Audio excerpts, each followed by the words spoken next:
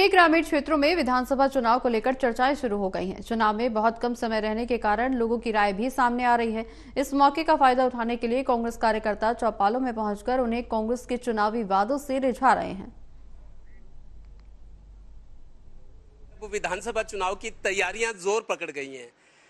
हम भी लोगों का मिजाज और मूड जानने के लिए निकले हैं, क्योंकि असली राजनीति हरियाणा के गांवों में होती है। 6,700 गांव हैं करीब हरियाणा में।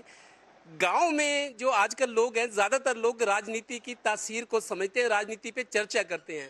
घूमते घूमते हम पानीपत ग्रामीण के ब्राह्मण माजरा गांव में पहुंचे हैं। ब्राह्मण माजरा गांव का नाम है इस जिले में।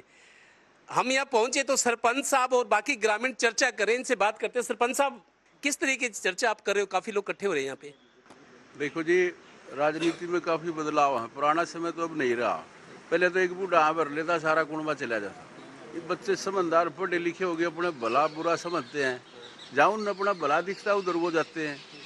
अब इसमें युवाओं का बुरा समझ आया तो विदेश कूद के, रोजगार नहीं है तो फिर तंग हो गए। 10 साल का कोई कार्यकाल कम नहीं होता।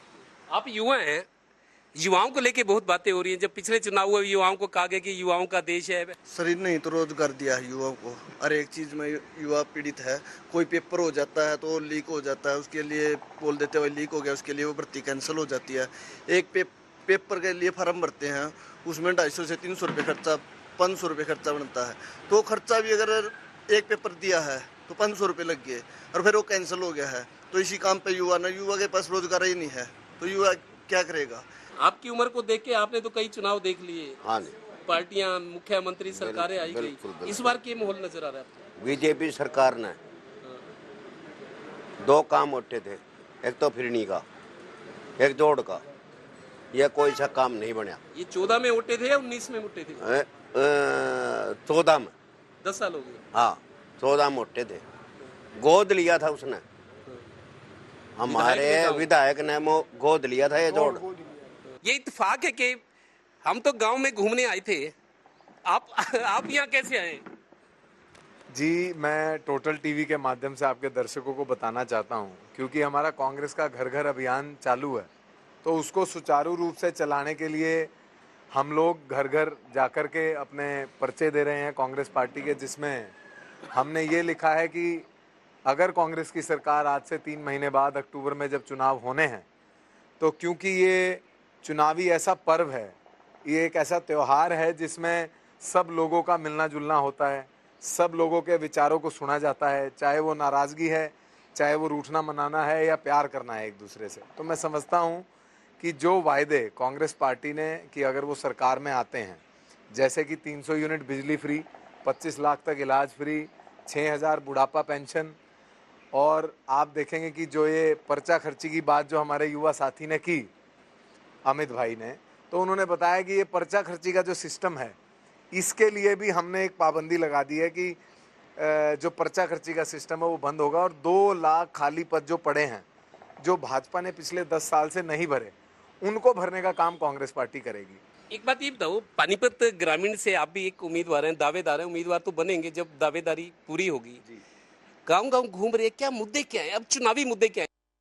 जी, पब्लिक सेंटिमेंट्स जो हमने देखे, क्योंकि हम दर दर जब जा रहे हैं, तो लोगों का कहना ये है कि जो 10 साल कांग्रेस की सरकार थी पूर्व में, जब से खट्टर साहब मुख्यमंत्री बने उसके बाद से विकास की गति बड़ी धीमी हो गई।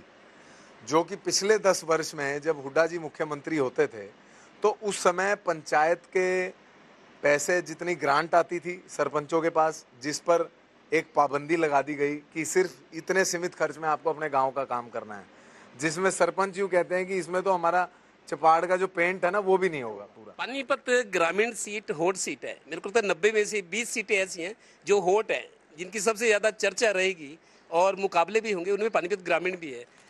जी देखिए, मैंने 2010 में दिल्ली विश्वविद्यालय में अपना पढ़ाई की शुरुआत की, ग्रेजुएशन की, दिल्ली यूनिवर्सिटी में एडमिशन लिया, और हमारे कांग्रेस के स्टूडेंट विंग को मैंने 2011 में ज्वाइन किया, जिसमें मैंने लगातार 10 साल अपना समय छात्रों के मुद्दों को उठाया, जगह जगह प्रदर्शन किए, चंडीगढ़ में भी किए। खट्टर साहब को भी हमने काले झंडे दिखाए, जिसके वजह से मुझे जेल भी जाना पड़ा। अनेकों FIR मेरे ऊपर दिल्ली में जंतर मंतर पे भी हुई। तो हमने संगठन का अनुभव लिया। आज मैं यूथ कांग्रेस का कार्यकर्ता होने के नाते यूथ कांग्रेस में ऑल इंडिया टीम में सक्रिय हूँ। पीछे हमने जय जवान अभियान, जिसके तहत ये जो मुद्दा युवा अक्सर उठाते हैं, जो ग्राउंड पर सुबह 4 बजे दौड़ लगाने जाते हैं, वो कह रहे हैं कि जो ये 4 साल की अग्निवीर की भर्ती इन्होंने शुरू कराई, जिसमें 1.5 लाख युवाओं को भर्ती के लेटर मिले लेकिन उनको ज्वाइनिंग नहीं मिली। सहयोगी श्रीनिवास के साथ देवेंद्र कथोरिया, टोटल न्यूज, गांव ब्राह्मण माजरा, पानीपत ग्रामीण।